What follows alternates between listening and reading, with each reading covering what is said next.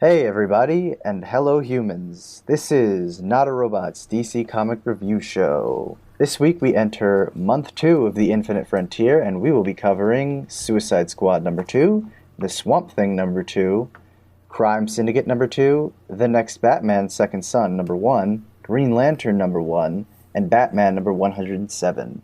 My name is Brandon, and today I've got my amazing co-host here with me, Rob. My name is Nico Montoya. You killed my father. Prepare to die. Love it. And Josh. Hello, humans. We're here to summarize, analyze, and editorialize every issue we cover without worrying about what the publishers think. We are on Twitter at NotARobotComics. Rob is at Rob_2814, and I remain ever allergic to Twitter, but that may change someday. We answer all show mail sent to notarobotcomics@gmail.com. The next part is dedicated to those that support us with their hard-earned money, but that's not the only way you can. Like, subscribe, download, and share our episodes as much as possible. It helps get the word out, and that's the best kind of advertising. Now is the time to say a big thank you to the humans who help us support the podcast. They subscribe to our Patreon with tiers starting at just $1 a month so that we can make sure to keep bringing you more content. This is the Not a Robot Must Be a Human shout-out and roll call, and that shout-out goes to our humans, Weird Science Jim, Blue Mondays, Hollister, and Roch Crockett. A big salute to all of you, and an even bigger thank you. So what are you waiting for? Sign up now and show us you just might be a human after all, and get a shout-out on the Not a Robot Must Be a Human roll call. So guys, what's new this week? Well, I managed to get a new service dog. She's already completely trained. She's got one thing left to learn, and that's how to press a button if she sees me go into a seizure. But that's it, man. Yeah, awesome. There's this program where if you press a button, it will go through Alexa, go through this app, and if you pay $5 a month to that app, you're able to put your information and have it stored there, and it'll call 911 for you. Oh yeah. Dang. Heck yeah, that's awesome. That was really good. So I've got that. And now, well, there is the upcoming Robin number 1. We knew it's going to have Connor Hawke in it, right? Mm-hmm. Rose Wilson is coming in too. Sweet. Oh yeah, and it sounds like some other fun little Easter eggs. I saw an interview with Josh Williamson who said he's basically going to use a bunch of the old Nightwing villains. So that was fun. Nice. Well, look out for Blockbuster then, right? Mm-hmm. Yeah. And then they announced some of the creative teams for the second round of the Around Robin books. I don't know if you guys had a chance to look at that. No, I didn't. I have the next round of the Round Robin tournament, but... Oh, yeah, no. Some of them, like, I think just got announced, but I'm looking at a couple of them. So the ones that actually progressed, obviously the Robin's book, and that's going to be written by Tim Seeley, who did the Nightwing Rebirth book, and art by Baldemar Rivas, and that one's going against the Lobo Animal Man Scorched Earth, which is written by Heath Corson and Scott Hepburn, and I'm not too familiar with that creative team. Yeah, so then they have Green Lantern's Underworld on Fire, that's being written by Cinna Grace with art by V. Ken Marion, who did, I think, one arc on Hal Jordan in the Green... No, he did do one arc on Hal Jordan in the Green Lantern Corps during Rebirth with Rip Hunter, so it's nice to see him doing more Green Lantern work. And then that one is going against Zatanna and the King of Nightmares, which is written by the Soska sisters and Vanessa Del Rey. I'm not familiar with the artist, but I do know the Soska sisters because I think they do like horror movies and stuff, if I'm not mistaken. I hadn't heard of them before. The name wasn't ringing a bell. Yeah, and then Superman and Lois Ignition is going to be written by Colin Kelly and Jackson Lanzing, with art by Vasco Georgiev, and that's going against Suicide Squad 7, which is being written by Rex Ogle and Diogenes Neves. I'm not too familiar with either of those creative teams, save for Colin Kelly and Jackson Lanzing. They did a couple issues of Grayson and Green Arrow. And then the final pairing is Blue Beetle Graduation Day. That's being written by Josh Trujillo, with art by Adrian Gutierrez, and then Jesse Quick Control, which is being written by Stephanie Phillips and art by David. And even though it'd be nice to have a Blue Beetle book, I'm a fan of Stephanie Phillips just because of her other works for Dark Horse. So I don't know. I'm kind of a sucker for that one, but we'll see. Yeah, we'll definitely see. What do you guys think? Now, last week I thought that the initial bracket, I thought it was pretty staggered. What did you guys think about this week? Well, the ones that progressed, I think, are all pretty solid in my opinion. Yeah. I agree with that. I mean, it's sad because I'm almost 95% certain that Robbins is going to basically go to the top seed and win. But I really would like to see Jesse Quick, Blue Beetle, and Green Lanterns get approved. I mean, I know it's only one to win them all, but it's unfortunate because I think a lot of these have, pretty solid creative teams behind them and could stand as their own books. Honestly, I'd love to see Lobo and Animal Man. I think that would be cool as hell. Yeah, I do too. Blue Beetle, I would love Blue Beetle against anything, man. Jaime Reyes was so cool. That's the greatest thing that's ever happened to the Blue Beetles since they were invented. Best Blue Beetle there is. But the one I really want to win is Zatanna and the King of Nightmares, because I have a sneaking suspicion that if that one, what did you say the creative team on that one? Yeah, that one is the Soska sisters and Vanessa Del Rey. Yeah, that's a bummer. It's not Ramvi. Oh no, I mean, I guess he's still doing Justice League Dark, so this will probably be like an out of continuity or prior to the current Justice League Dark status quo. But I think it could be interesting. Yeah. If the writers have a horror background, this looks like it's going to be an intense book. It might be a great read. Yeah, I agree. So yeah, it's a tough one because I know for me personally, like there are 3 or 4 books that I would gladly take, even though I know that it's basically already been decided. I mean, I love Tim Seeley, but we've already got a Robin book going. Exactly. On. Yeah. We've got all the Robins getting all of they're all coming into their own. They're all finally getting their own spotlight, like it should be. And we don't need a Robins book. Yeah, no, I made my point in our last episode where I basically just said, like, just have an arc with the Robins in the Robin book. You don't need to make a separate book for that.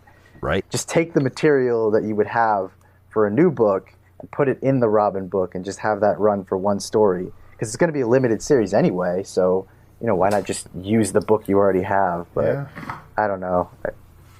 It's unfortunate. It is. Now, you guys can go out there and find the descriptions at the DC Universe website and vote for your favorites in each bracket. Make sure they make it to the next round at DC Comics on Twitter.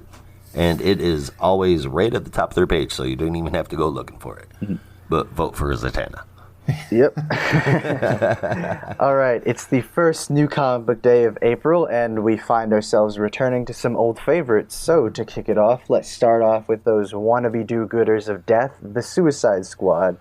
Josh, what's up with the Suicide Squad this month? Well, I don't know if this particular team could be called a wannabe do-gooder.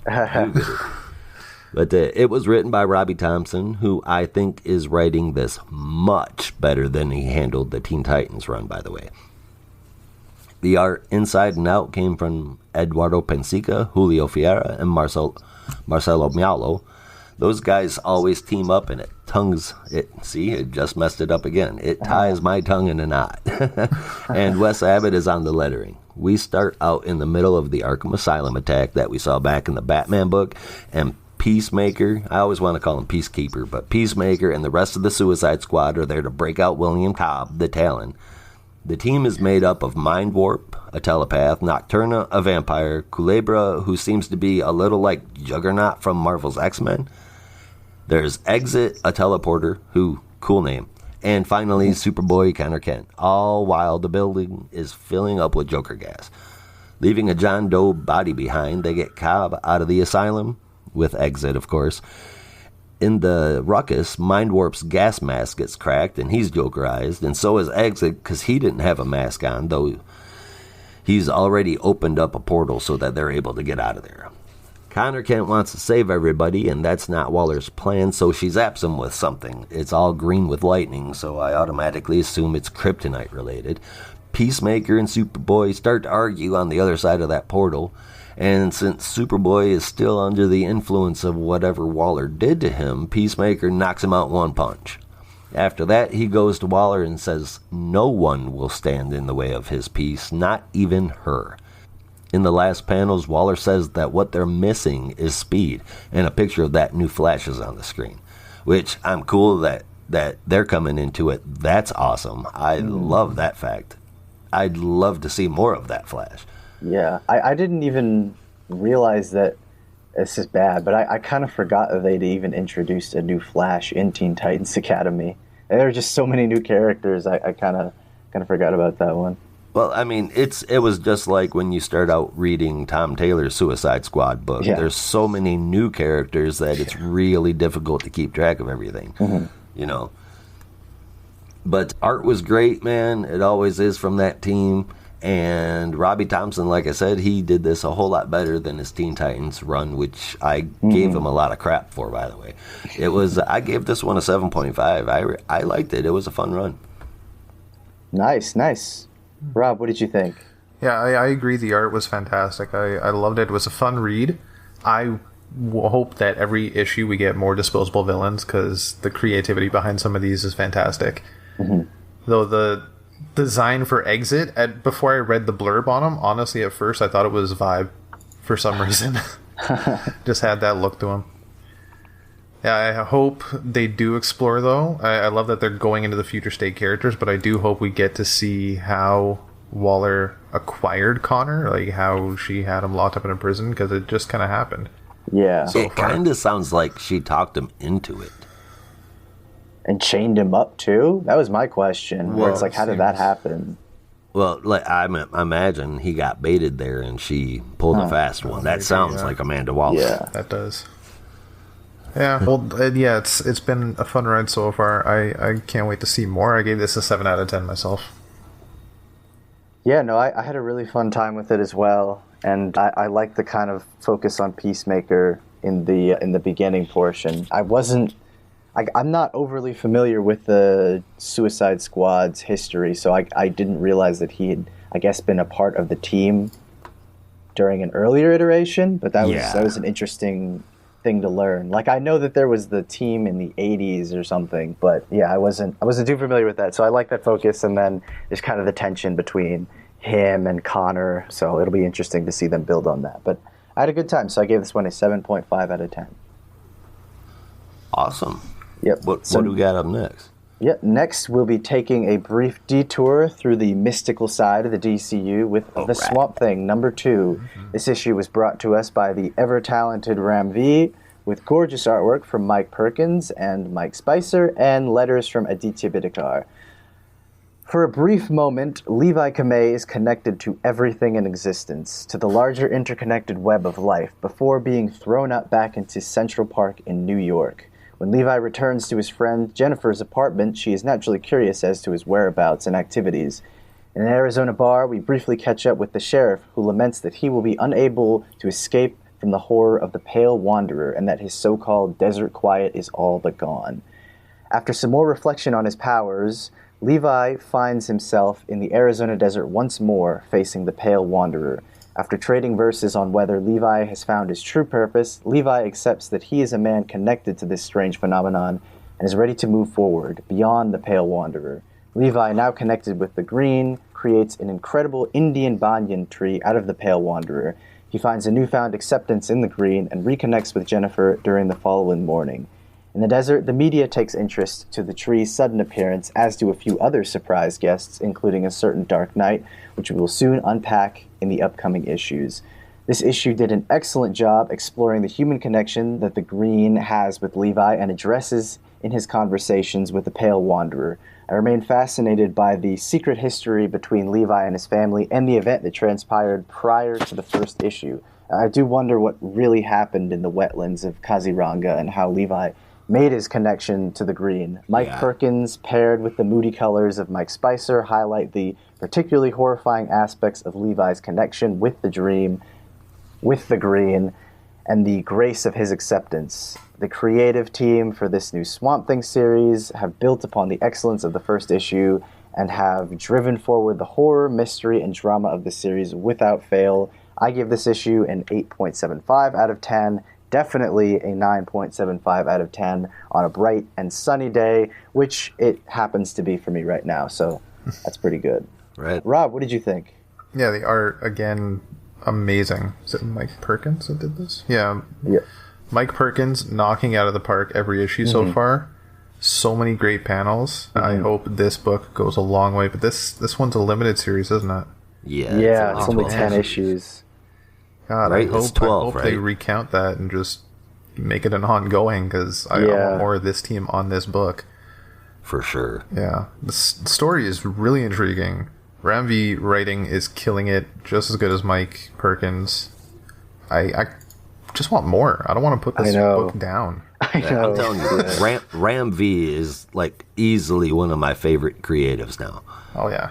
Oh yeah, and so easily able to sell you on a new character. You know what I mean? Like it's only 2 issues, and I'm already like, I want to know what happens next with Levi. Like, I'm so into this connection with the green and this like becoming horror aspect of the story. Yeah. Again, I'm not too knowledgeable on Swamp Thing's history, but I think it's a neat side to look at it if it hasn't been explored before. It's so interesting. This connection, and other characters kind of like him. I want more villains like that too. Yeah, I gave this a 9 out of 10. I just want more and more. Yeah.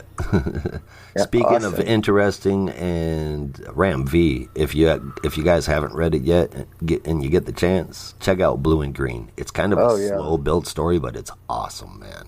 Yeah. What's funny, Go ahead. when I first read Blue and Green, I was kind of mixed on it just because I felt like there were some things in the plot that didn't really tie up. But I reread it recently, and I think the second reading for me really highlighted the strengths of the story. So I would definitely recommend that. And I would second picking up a book that he did for Vault. I know this is the DC show, but it's a book called These Savage Shores. It's absolutely incredible. It's basically a foreign horror story involving the Indian mythological equivalent of vampires. So definitely check that out. Sounds cool as hell, dude. So I agree with Josh. Ram V is like one of the most exciting writers at DC right now. One of the most exciting writers, period, in my opinion. Yeah. But what was that one? That title? It's called These Savage Shores. All right, I'll write that one down. Oh, yeah. Picking that up. But yeah, Josh, what did you think of this issue? The very first thing I noticed was that cover, and it reminded me of like the cover of an old VHS tape for an 80s horror movie.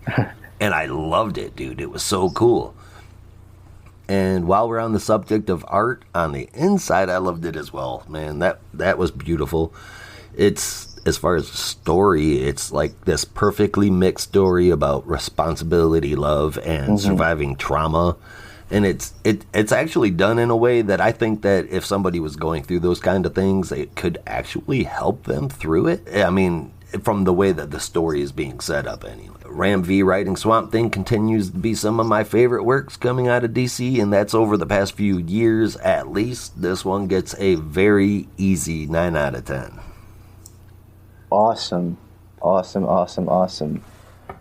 right, well, we've had our fun with Swamp Thing, but it's time to get evil, Earth 3 style, with our next issue. So, Rob, take us through Crime Syndicate number 2. Who brought it to us and what it's all about? All right, so this one's from writer Andy Schmidt.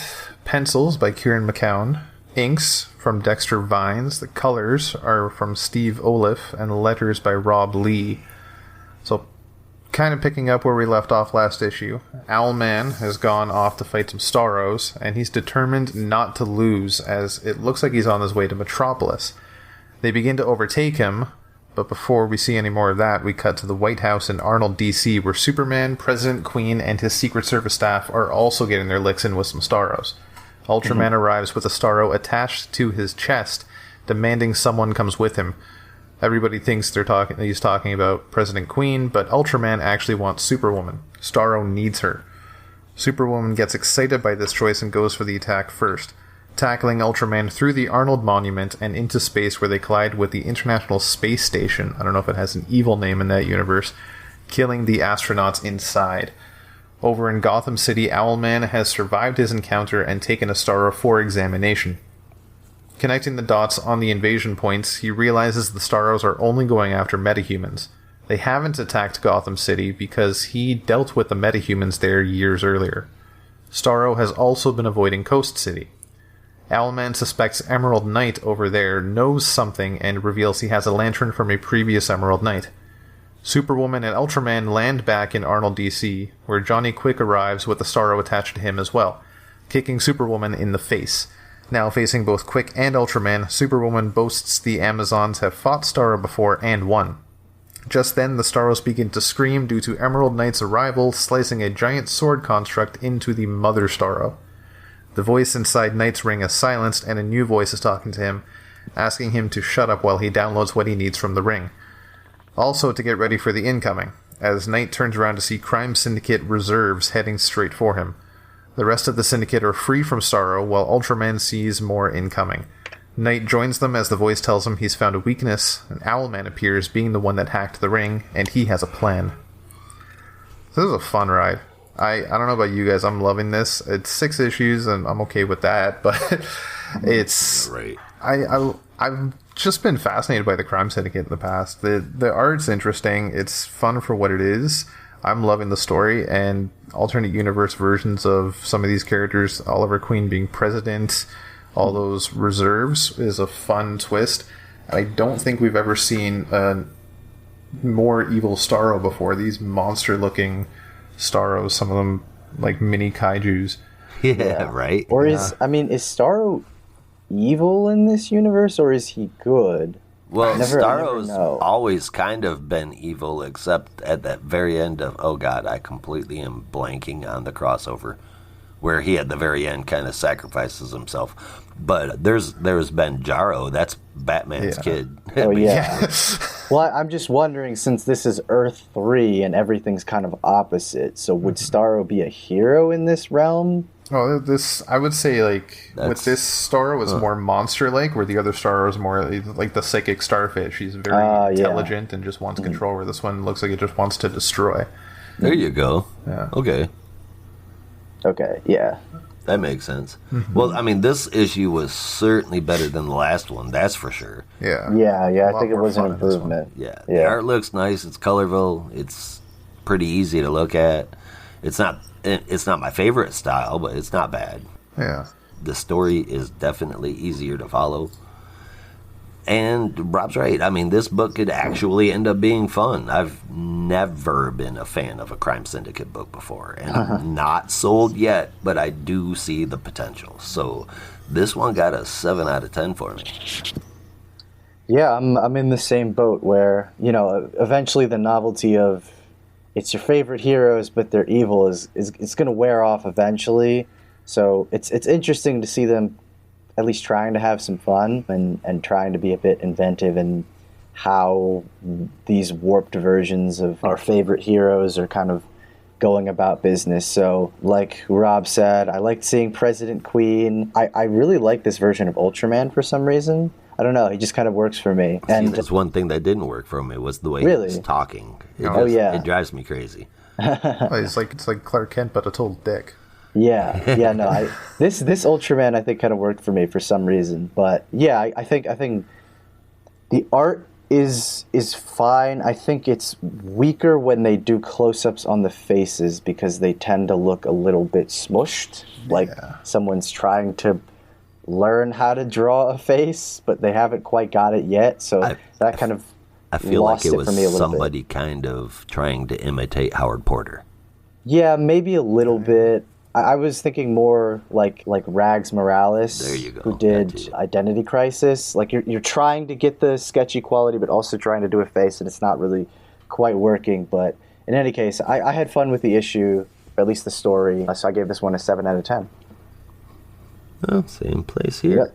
Yep. But there's more, it seems, as Owlman has a new origin story for us. So Josh, what's going on with Owlman, and who brought us this story?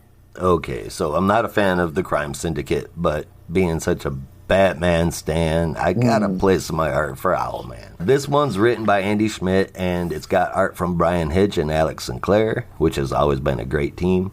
Beautiful work. The story is a bit short, but it basically centers around Owlman's new origin. Really quickly, it's posed to him that his parents may have been criminals, and that their deaths and his brother Bruce, they all died as a result of the Wayne screwing over mob boss James Gordon. And then that's where Owlman loses his code to kill, throws a dude off a building. It's a cool story, man. Honestly, I really dig it. I kind of wish it was longer. Yeah, me too. Yeah. Like, I wish we could have had like a whole issue with this team. Yeah. Just like kind an of Owlman Owlman. one shot with Brian Hitch drawing would be That'd be solid. awesome.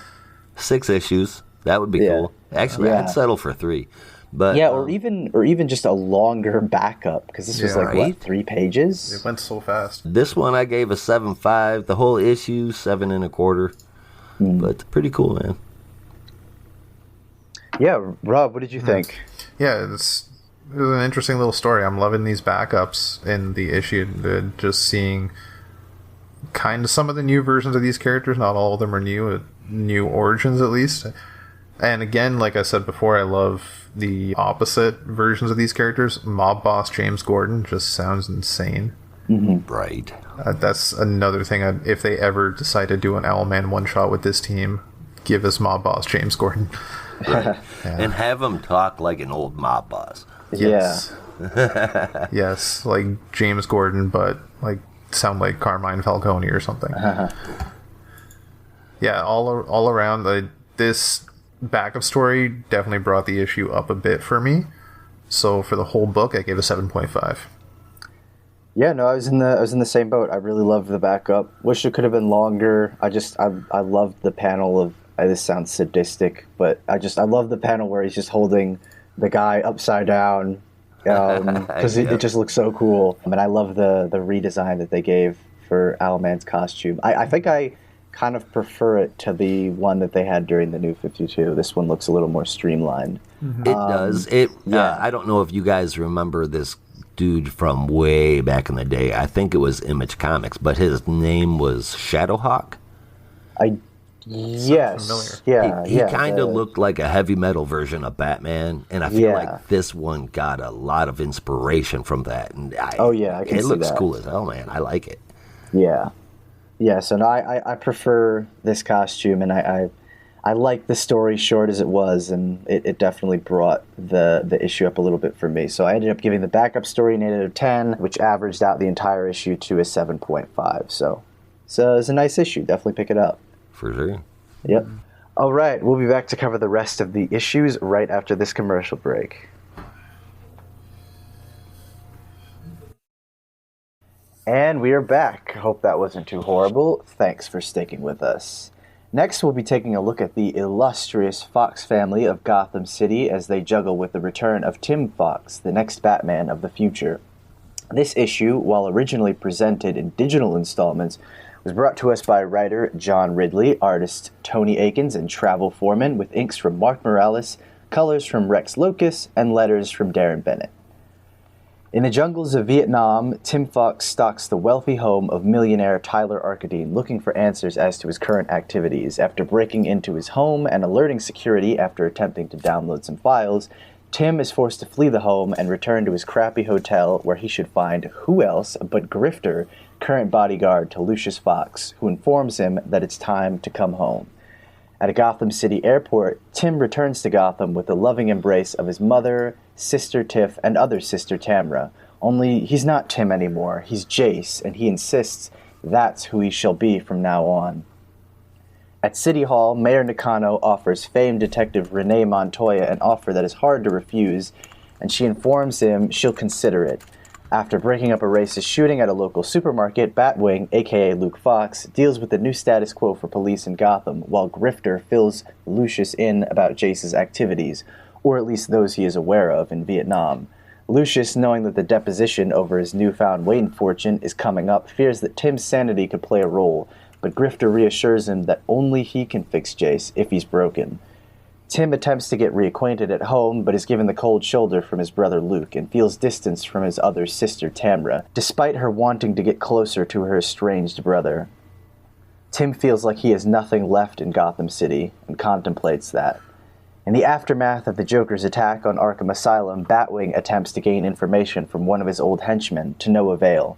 At Foxtech, Lucius attempts to reconcile with his son to prepare for the deposition, but Jace rebukes him, stating that he'll be completely honest at the deposition with no filters in place. Meanwhile, Renee Montoya, horrified by the carnage of the Arkham attacks, accepts the position as the new commissioner of the GCPD. At the Fox residence, tensions are high between Luke and Jace as they throw insults at each other in brotherly fashion. But the tension proves to be too much for Tamra as she momentarily collapses in front of Jace, shocked at the state of her health.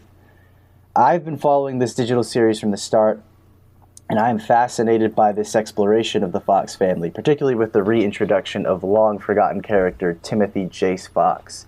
His presence causes such a stir in their lives, particularly when so much has changed recently with the addition of the Wayne fortune. There's really no telling how much more complicated Tim's presence will make things, but we'll have to see.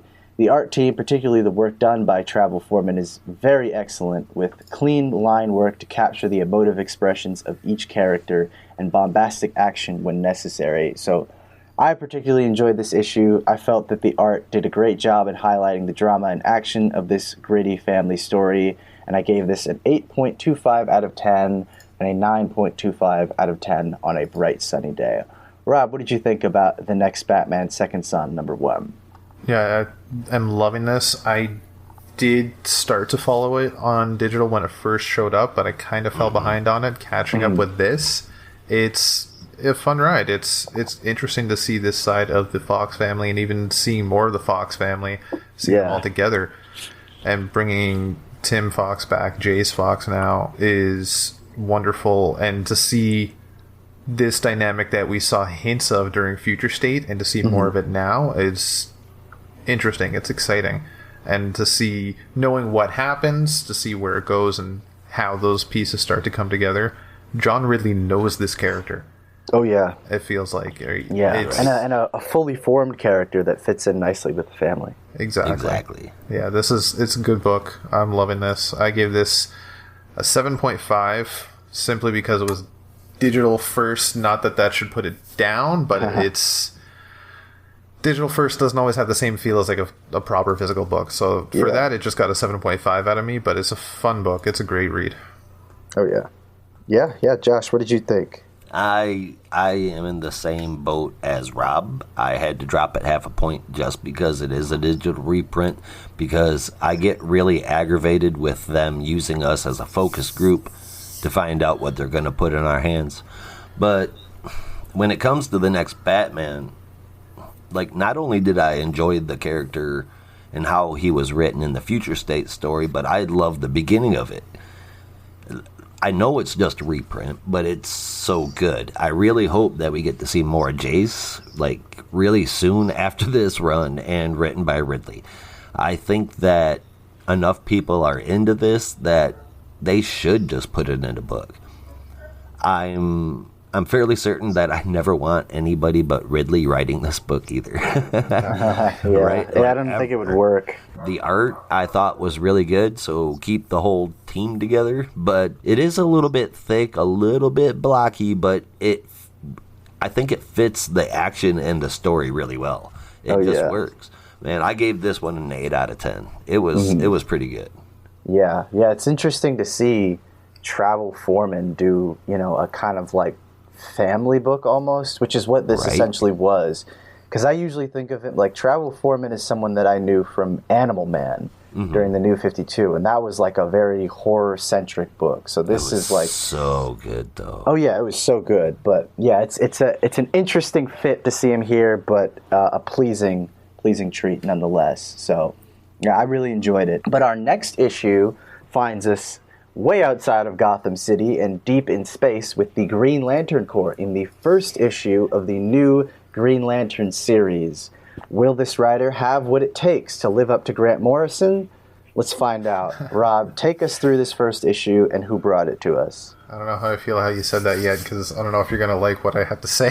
So, writer, Jeffrey Thorne. Mm-hmm. This man's killing it so far for me. Art by Dexter Soy and Marco Santucci. The colors by Alex Sinclair and letters by Rob Lee. So Awesome team right there. Oh, definitely. Awesome team. Oa is under attack, with John leading the charge. Simon arrives to find out what's going on, but is told to find Kelly, the Teen Lantern, and get her out. A Thanagarian appears, shouting this attack is on the Lanterns as the damage is caused by what appears to be described as a green cyclone. John insists it isn't them. We cut to 2 hours earlier. Oa was at peace, hosting the United Planets Conclave. John and Hal, as a communication construct, are flying over the crowd discussing how big this conclave is. The Thanagarian from later flies by and introduces herself as Amira Kalan, the captain of the United Planets Brigade. She alludes to the conclave being on Oa as a sign of how much the Lanterns are no longer needed. As she flies off, the Guardians request a report from Hal. He is on Earth with the Justice League. Jessica Cruz is in Sector 0123 protecting Oshiha's moon, and Kyle is taking care of a skirmish in the Vega system. The Guardians now request John meet them to discuss Teen Lantern. We find she passed all the tests given to her, but refuses to remove the gauntlet for examination. John asks Simon to take Kelly to the festival while John and the Guardians talk. The gauntlet is not Krona's gauntlet, nor is it of Owen origin. Apart from that, they have no idea what it is. As they fly together to the main hall for the United Planets, the Guardians show interest in John's opinions on choices made. Out of all the Lanterns, he is unique, having been a Guardian as well as a Lantern. They enter the hall to hundreds of alien species. The speaker in the center begins to explain the decision to be made of accepting Oa into the United Planets. Outside, as Kelly and Simon enjoy the festival, they are interrupted by element-based aliens that claim the Guardians stole half of the Cosmos magic heart. Back in the United Planets Conclave, the speaker introduces herself as Peta Fel of New Kolu. Dropping some logic on the ambassadors, she recommends Oa be accepted in.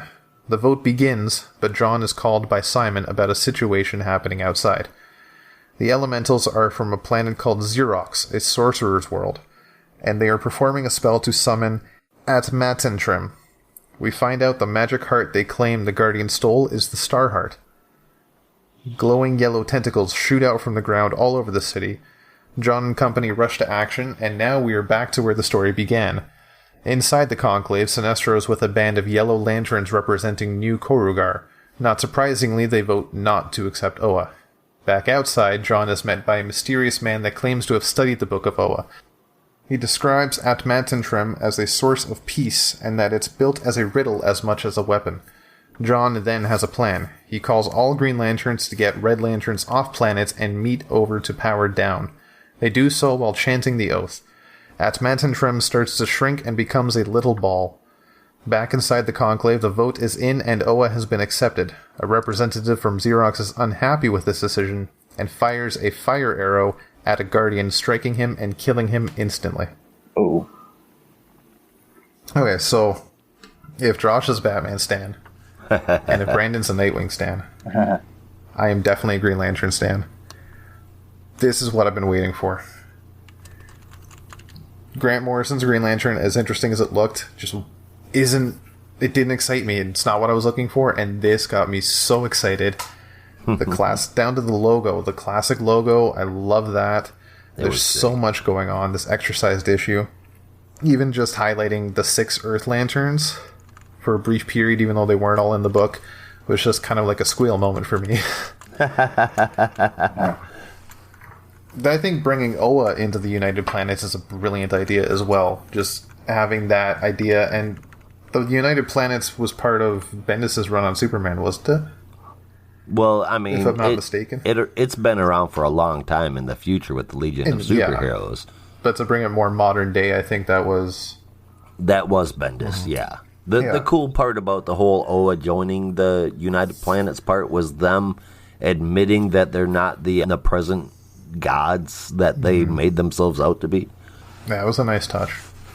And on top of that, having Guy Gardner as an ambassador, as much as that seems like a good idea, it also seems like a terrible idea. Because he's going to get into a lot of fights with people. The Starheart, that's Alan Scott's ring, I think, is what it is. And if they bring him into the fold as well and bring him into the story somehow, I'm going to be even more excited. Isn't he is supposed to be on that whole Justice League space deal, the one with Barry Allen, yeah. But if he has the Starheart and these aliens are going looking for it, I suspect maybe they're gonna even just like a brief appearance.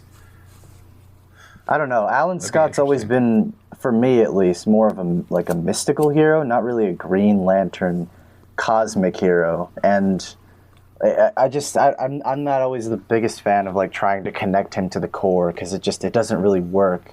Like for me, if you were going to put, Alan Scott on a team outside of the JSA, and I know this might seem like an odd choice, but I think the most fitting place for him, I know he was on Checkmate too, but the most fitting place outside of Checkmate and JSA for me, for Alan Scott, would be Justice League Dark, actually. Yeah. Just because it would really connect him to the other mystical heroes. Plus, he's already worked alongside Dr. Fate. I can't argue with you, man. Other than I would put Justice League Dark above Checkmate any day. Oh yeah, and I would prefer him to be on Justice League Dark. Yeah. Or Justice Society Dark. Ooh. Whoa. Featuring Solomon Grundy. Yeah. Solomon Grundy, Dr. Fate, Rags Morales. Or not Rags Morales. Ragman. Ragman, Spectre. Yes. And Zatanna. Oh my god. We should pitch this series. Wait, Zatanna or Zatara? Or is it Zatara? Yeah, Zatara. Because he was a Golden Age hero at first. Okay, I think we got a story here. Okay, who's got DC's number? Hey. So yeah, I had a blast reading this. Now, I did want to score it higher, but because it's the opening issue and that a lot of it is just kind of world building right now, it did score a little lower, but I imagine I'm going to be super excited with the next few issues. So I gave this an 8.5 out of 10. I know that seems high and I'm saying it's a little low, but I expected fully to give this well over a 9. Nice. Josh, what did you think? What did I think? I thought, wow, my dudes. Yeah. I am not normally a John Stewart fan. I was a bit too old to get caught up in all of the ways that they brought him in and made him popular. And I had read a few stories with him in it, but those ones were boring. And I know he got great stories later on, but I haven't got to, I haven't read them. I got Jess, Simon, Kyle, and Hal to keep track of, and that's enough. But anyway, this isn't definitely not the case. This isn't boring at all. And the artwork is phenomenal. The story was great. I really liked the way that they did this, but the artwork, man, it was so amazing. There was one exception to that. Can you guys guess what it was? I don't know. It was when the Yellow Lanterns show up, man. Sinestro's face looks goofy as hell. Yeah, and I don't really like those costumes, if I'm being honest. No. They were a little weird. Yeah, they were. But I'm overall, man, I am really looking forward to where this goes. I gave this an 8.5 out of 10, too. Nice. Well, this may surprise you, but I've made it no secret that I was a very big fan of Grant Morrison's Green Lantern. Mm-hmm. I read it from day one, not expecting much, but I was absolutely blown away, just in the way that it kind of tried to push forward some new ideas in the mythology and really try and be its own thing, while also kind of being a fun throwback to the one-and-done Silver Age kind of storytelling. So that was a run that really was near and dear to my heart and very personal to me. For this first issue, as much as I hate to say it, it didn't really do it for me. I found myself bored during a lot of parts of it, particularly particularly during the parts with the United Planets. I wanted to be as engaged in that as others were, but it wasn't doing it for me. Those parts did kind of drag on. I feel like the conversation was a little dense there. For my sake, it was like page after page of just like long plotting monologues about why Oa is fit or not fit to join. And it's kind of like, if you said it once, we kind of get the idea already, but it's like watching intergalactic C-SPAN. Exactly, or a very dull episode of West Wing. But but I think conceptually, this issue was more appealing to me than the actual execution. And I just want to get this out of the way. The art by Dexter Soy is absolutely amazing. Pick up the issue just for that. It's so good. He is an artist that I've loved since Red Hood and the Outlaws. He was doing Batman and the Outsiders too. He's so amazing. The second artist, I think his name is Marco Santucci. He's pretty good too. That sounds mean, but he did some solid work. So the art team knocked it out of the park. But yeah, for me, I don't know. I found myself missing the, I guess, freebootin' fun of Grant Morrison's Green Lantern. But I'm hoping that it can pick up in the second issue, but I know for me this was not the debut that I was looking for. And on one final note, I think I was just expecting more focus on John Stewart, because they brought in a lot of other Lanterns, which normally I wouldn't have was there. Yeah, normally I wouldn't have a problem with that. But, this is called Green Lantern, not Green Lantern Corps. So I guess with the relaunch, I was expecting more emphasis on John. But, I mean, I don't know. Like, it's great to see Simon, and it's nice to see them try and flesh out Teen Lantern. But I hope that they'll just settle down and focus on one. And if that happens to be John, that would be more interesting for me. But I actually ended up giving this one a 6 out of 10. Didn't quite live up to my expectations, but, you can't win them all. So that's where I was. Yeah. But finally, let's go back to Gotham City and catch up with Batman as he goes face-to-face with the Scarecrow and the Unsanity Collective in Batman number 107. Josh, get us up to speed on Batman and who brought it to us. Well, you mentioned Dexter Soy in the last review here, and I personally think he is the second best artist in DC and probably in the last 5 years. That's high praise. Second best. The first one is going to be, for me, Jorge Jimenez, man. Oh, yeah. Oh, my God.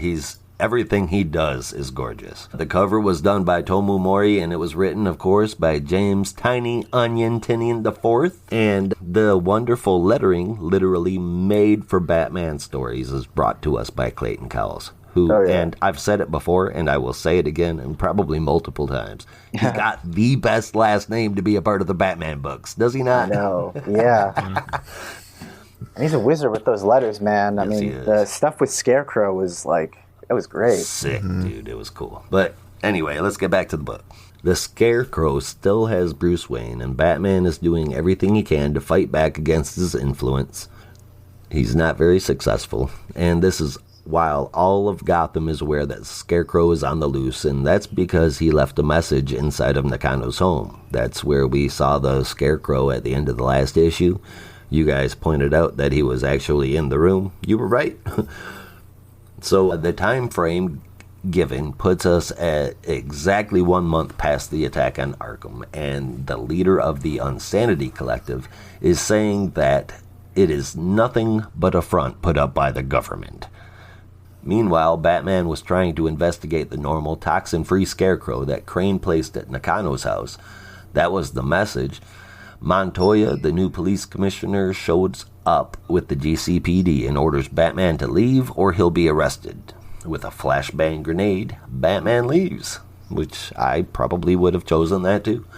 Harley shows up, calling herself Batman's new official sidekick, which is cool, and she's on the scene taking out a bad guy. As it turns out, she's trying to help him too. GCPD shows up and Harley fights back when she sees the backup. Ghostmaker shows up and actually saves Harley. She wants to keep her motorcycle, and I can't blame her. That's pretty cool. But bikeless, she is rescued. And, dude, I love the way Harley is drawn. That is absolutely beautiful, man. It's so gorgeous. You know who I think I love his rendering of the most? I think it's Oracle. I don't know what it is, but I think his Oracle might be the best I've ever seen. Yeah. That's high praise, but it's like, it's just really good. And I love the way that he like illuminates all the screens in the clock tower. It's just amazing. When he shares his line work on Twitter, it just drops Yeah. my jaw. Oh, and man. then seeing it colored in, I know. I'm jealous. I wish I could draw like that. tell me about it. Next, now help me out with this part. This lady shows up with 2 plant-looking dogs beside her, talking to someone named Rex about how she, and I assume that means Harley, is back in Gotham, and that means there's still hope. Who is that chick? I assumed she was somebody new. Yeah, new character. Okay. I guess her, Rex, and the 2 plant-looking dogs. I don't assume it would be Metamorpho, but where else is she going to get 2 plant-looking dogs besides Poison Ivy? Unless she is Poison Ivy. Oh, Maybe. that would be different. Yeah. Like Poison Ivy, in the short Harley Quinn Poison Ivy 6 issue from a couple of years ago now, I think, like, Poison Ivy showed the ability to grow different versions of her, so maybe this is just a new version. Oh, those plant dogs to me are like a dead giveaway, but... I mean, that's the first thing that came to my head, but I wasn't aware of her ever being a brunette. Like, Yeah, even when she made her copies, they were still redheads. Yeah. And green. Yeah. But anyway, so next up is a meeting between Barbara Gordon and Batman, and like Brandon said, Barbara Gordon it's just spectacular, man. I know. And that's where she tells Bruce that they are breaking out a new bat signal system. And it's also decided that if Batman wants to put a stop to the Unsanity Collective, he is going to have to join them. Now, on the other side of the bad guy coin, we see that Simon Saint, the man that's pushing for the magistrate, he's basically under the influence of the Scarecrow. I mean, that's the impression that I got. The Scarecrow is pretty much working him. And the story wraps up with a full page of Bruce attempting to get into the Unsanity Collective as Matches Malone. But, well, he's going by Match this time. But, oh man, every single page, every single panel is absolutely so beautiful gorgeous, to look man. at.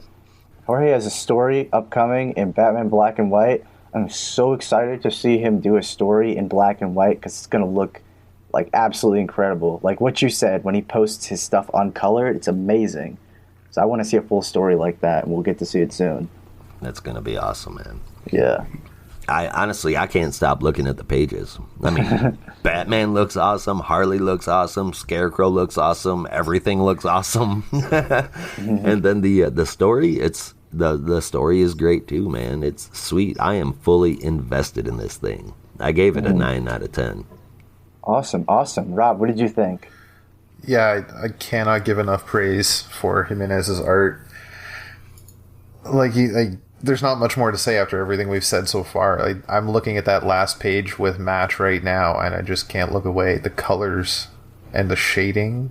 The lights on this jacket are interesting, but I guess that's like the futuristic style they might be going for. The reflection from the neon lights outside the bar.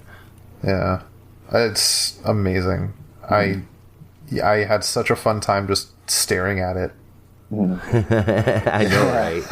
Yeah. Like, I would kill for like a framed 8x10 artwork by Jorge. I know, my God. right? Yeah. I want to get some of his pages from Infinite Frontier. Those are great. That would be yeah. cool. Yeah. Yeah, I'm also like, I love Matches Malone. I find that side of Bruce to be so interesting, just cool. Yeah. He's got this other persona he can go to, and how nobody's figured it out yet. Yeah, Is just crazy.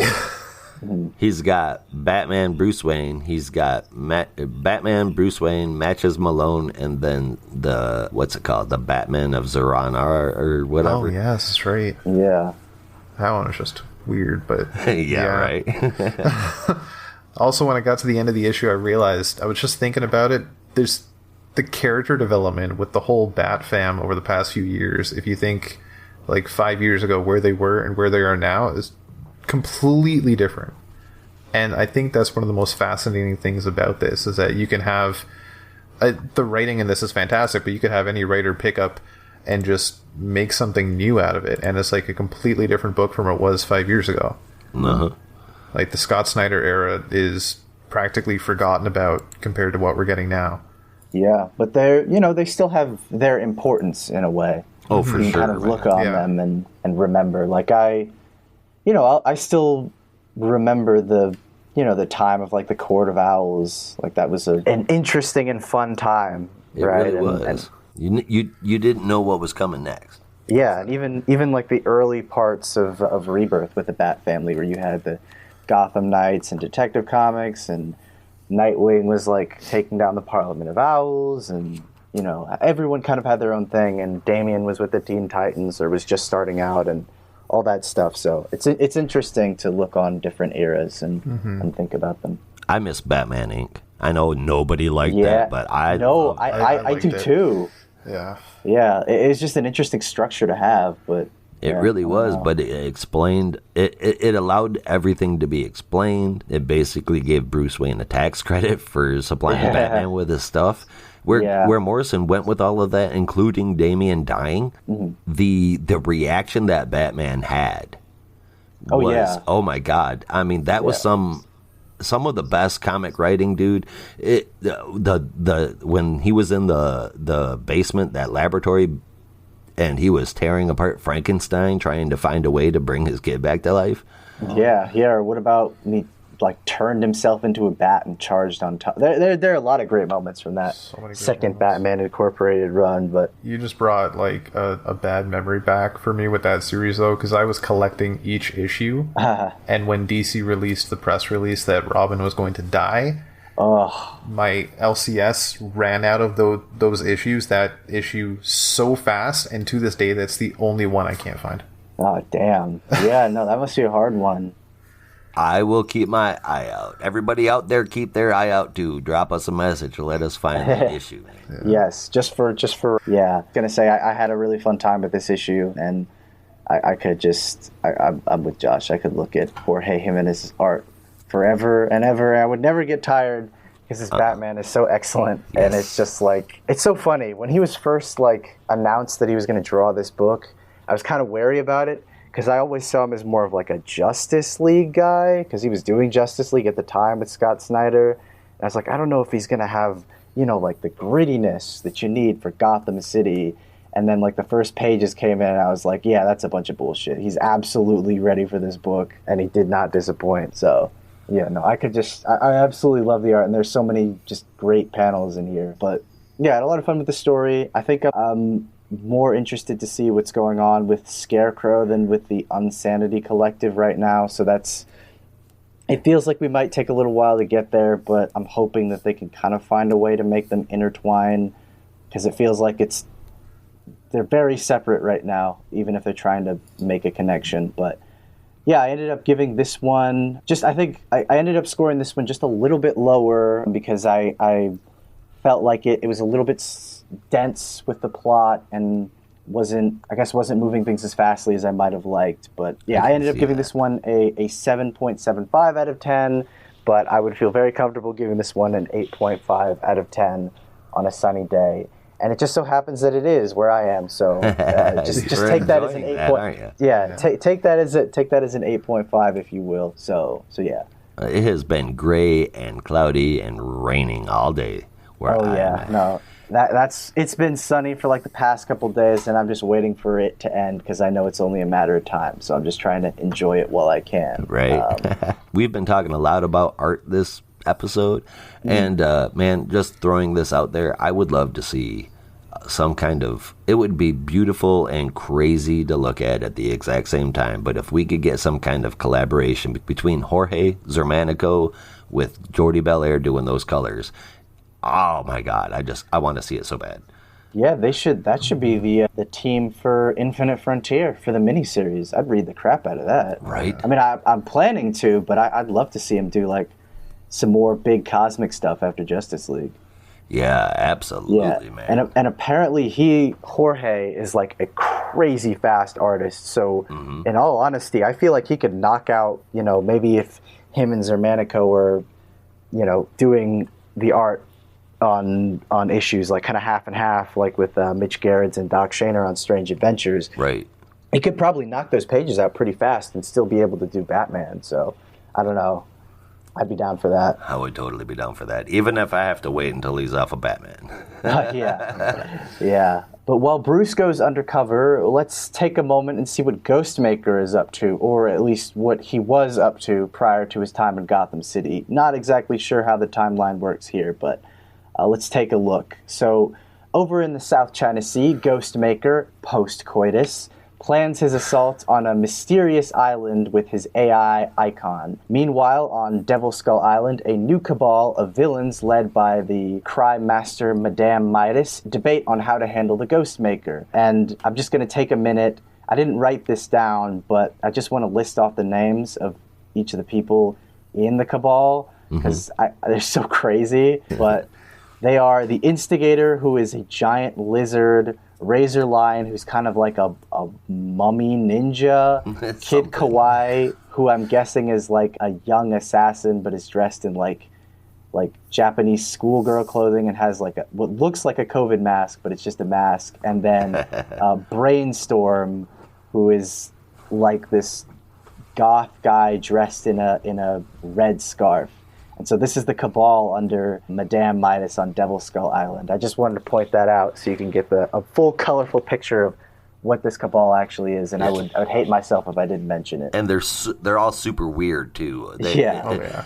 It reminds me of, what was that Donny Cates comic book run? The Paybacks? The Paybacks, yeah. Yeah. They're crazy personalities there. Like the reptile guy. He was a kung fu master, a martial arts master, and then he got turned into a reptile. They were all goofy, man. But anyway.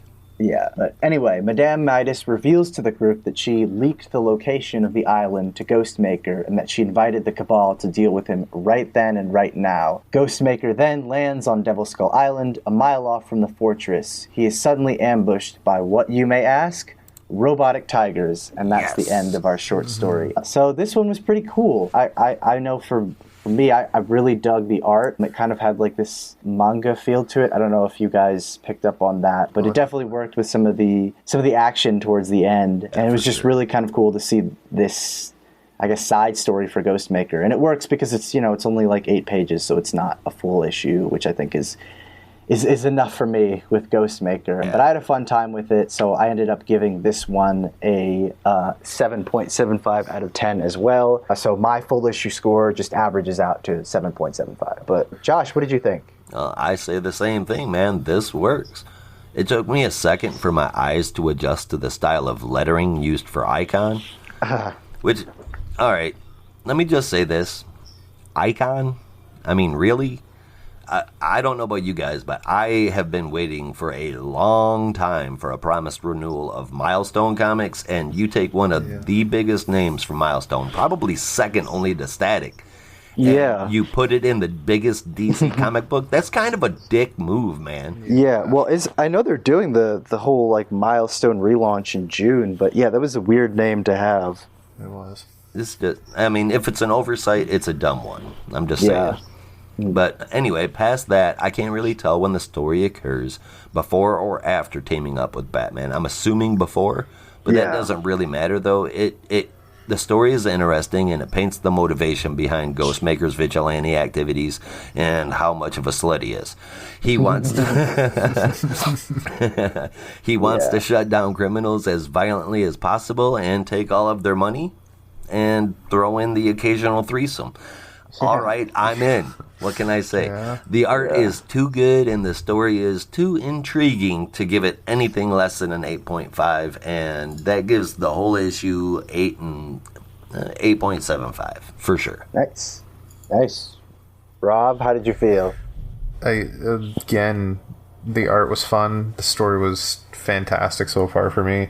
The backup characters they have, the Cabal, just not twisted, but just crazy. I keep thinking of Kid Kawaii. They got her described as a ferrofluid assassination robot. The name Kid Kawaii is just so much to unpack, and I doubt we'll ever get an explanation for that. And I'm okay with that. Just have that mystery. It's great. Yeah, especially for that one. We're talking earlier about Batman Incorporated, which is a part of the Grant Morrison Batman run, and it got me thinking about like the cabal that Grant had during his Batman run, the Black Glove, and it was kind of like this mix of like weird, eccentric characters like Flamingo and Professor Pig and Scorpia and Dr. Hurt. So it's kind of fun to see like this odd batch of characters in a group in a Batman story. It's always nice to see that. Although I guess this is technically a Ghostmaker story, so we're giving him his own cabal. But yeah. It was a lot of fun. I do dig the manga style. That was an interesting take on it. It's just a lot of fun, and I want to see more of Ghostmaker. When they introduced him, I've been very curious about his backstory. Yeah, it's great to see. Yeah. So overall, with this book, I gave it an 8.5. Ghostmaker Backup definitely brought the score up more. Right on. It's just a great issue. All right. And now it's time to pick the top 3 books of the week and your favorite panel / moment of the week. So, Rob, what was your favorite panel of the week? And I guess start first with the top 3 books of the week, and then what was your favorite panel / moment for this week? All right, so my top 3, starting with number 3, I had Batman.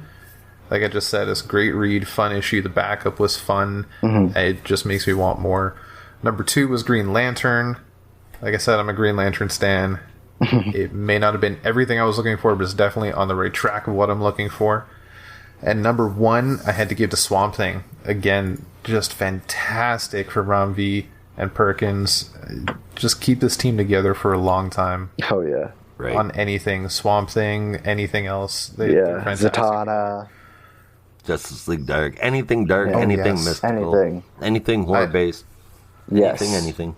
Yes, definitely please, horror-based. more. I would love to see what they could do even outside of horror. Yeah. Together. I brought up Zermanico earlier, and a book with Ram V and Zermanico would be just sick, dude. Yeah, well, there's that brief, and I know that there are like a bajillion Batman books out right now, but like there's that panel at the end where Perkins draws Batman, just like a brief panel, and it got me thinking for like a split second if he had an arc, Ram V and Mike Perkins in, I don't know, Detective Comics or something. Oh, not taking over the book necessarily, because I love the creative team who's there right now. Right. But, you know, you want to do an annual or a brief 2-parter or something, you know, go for it. Hell yeah, I'd be down for an annual. That'd be cool as hell, man. Yeah, so what was your favorite panel / moment of the week, Rob? So my best panel, despite all the great panels and it's like every page in Batman, I gave this to Swamp Thing. That splash title page with the transformation sequence was just eye-catching. It was fantastic. I loved that. The stuff in the background, it had horror and comic book feel to it. It was just laid out wonderfully. Awesome. And Josh, what were your top 3 books for this week and your favorite panel and moment for the week?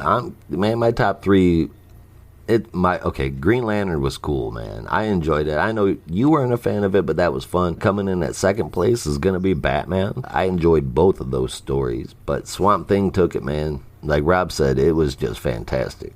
And for my favorite moment, it was really hard to pick, man, because number 1, everything Jorge does is gorgeous. I mean, there's this panel where Batman is creeping up against the wall. It's not a splash. Oh, that was going to be mine. It's so well. I'm giving that honorable mention, man. It's not intentionally, man. So good. It's not supposed to stand out. It's just done that well, man. I know, and I love it's so weird for me to say this, but I love how like the lettering is almost on top of his cape because it makes me think of like a movie. Kind of, yeah. Yeah, like that whole film sequence. It's just so good. Yeah. The last pages of Match Malone was pretty cool too. But my favorite moment came from a book that didn't even make it to my top 3. But it was just done so good, and it looked so good, and it was the splash page of Peacemaker rocking Superboy's jaw. That was awesome. Yeah. Not for the content. Well, I mean, maybe a little, but it actually looks kind of pretty in a weird way. The art was cool as hell, man. It's good. Definitely. Yeah, no, my top 3 for this week, coming in at number 3, I had Batman 107. Awesome read. At number 2, I had The Next Batman, Second Son. And at number 1, rounding it out, had to give it to Swamp Thing, number 2. It's my favorite book out right now, and I wish it could come out every week so I could just have more of it, but I wouldn't want to rush the story. But my favorite panel of the week also came from Batman, and that comes from a scene between Batman and Oracle. Batman's kind of walking away from Oracle, and it's just, I think it almost, I don't even know if to give the full credit to Jorge or to the colorist, but it's like Batman turned away from Oracle, and it's kind of like the clock tower is illuminating his back, but you don't really see his face, so he's almost like more shadow than Batman. But it's just so well done, and like I'm just so in love with the color work and the pencil work done on that one particular image. So yeah, like I said, we've talked so much about how much we love Jorge. We could just do an entire podcast episode on that. We really could. We'll have to save that for next time. But now it's time for everyone's favorite part of the show. The biggest stinker. Oh, that's nasty. Which title made your stink list today, Rob? So before I get to my biggest stinker issue, I just want to do a kind of an honorable mention biggest stinker panel. While you were talking about Green Lantern, it's not a completely horrible panel, but I just came across it when we were talking about the issue. There's a panel during the big skirmish with the yellow tentacles where Dexstar, the Red Lantern, the kitty, shows up, and he's got arms. What? Oh, I didn't even notice. I didn't catch that in my first couple of reads. It's like a humanoid cat, but it's definitely Dexstar. It's got the blue fur, got the ring on the tail. That's weird. Looks like a cat. Yeah, it's kind of weird. That's odd. Yeah. I'm looking right now. I did not even notice that. Yeah, that's kind of freaky. But besides that, my biggest stinker issue, while I still enjoyed it, something's got to be the least favorite, and this week was Suicide Squad. While it is still a lot of fun, I just enjoyed everything else more. Nice. And Josh, what did you have for your biggest stinker of the week? Well, honestly, I wish I didn't have to pick this one because I am curious to see where it's going, but it's got to be Crime Syndicate. It's curious for me because it's, like I said, man, it's the first one that I'm actually kind of enjoying. So yeah, I want to see if they drop the ball or not. Mm-hmm. Yeah, and for me this week, as sad as it is to say, I had to give my biggest stinker to Green Lantern #1. It just wasn't the relaunch that I was hoping for, and I know, and I'm probably not as big a Green Lantern fan as you. I've really only read the stuff that everyone has probably read at this point, which is, the Rebirth stuff, a little bit of the New 52, and pretty much all of the Jeff Johns Green Lantern, as well as the relaunch of Green Lantern Corps from that time. But yeah, no, it wasn't quite working for me this week, so I'm hoping it picks up soon, at least for me. I don't know, it sounds like everyone else had a great time, but yeah, no, that's where I was. But that is the show, so come back next week for more DC Comics talk when we'll be reviewing Batman Urban Legends #2, Rorschach #7, Superman #30, Wonder Woman #771, and Joker #2.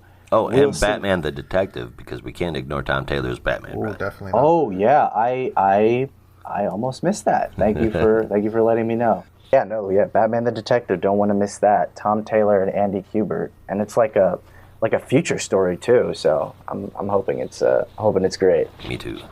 Yeah, but we'll see you there. And as always, you amazing humans out there, thank you so very much for listening. You're the reason why we do this. Visit campsite.bio/notarobotcomics to hear all of our episodes on nearly any podcast platform, and patreon.com/notarobotpodcast for the exclusive content that we make for our patrons and from all our offerings. Kids Corner, Real Talk, movies, TV, and more.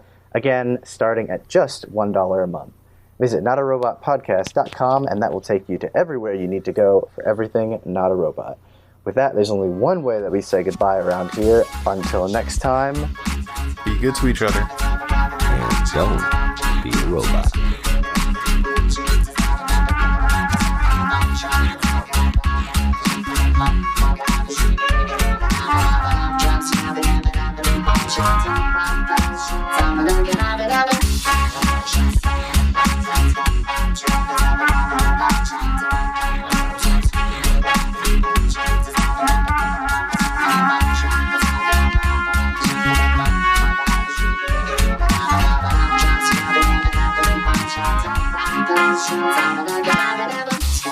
Just